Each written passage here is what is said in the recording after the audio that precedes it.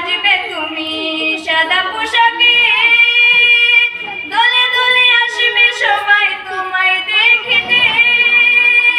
নতুন সাজে সাজবে তুমি সাদা পোশাকে, দলে দলে আসবে সবাই তোমায় দেখিতে। তোমায় মনে রাখবে সবাই, তোমায় মনে রাখবে সবাই অল্প কিছুদিন। এই মিছে দুনিয়ায় তুমি থাকবা কতদিন, এই মিছে দুনিয়ায় তুমি থাকবা কতদিন।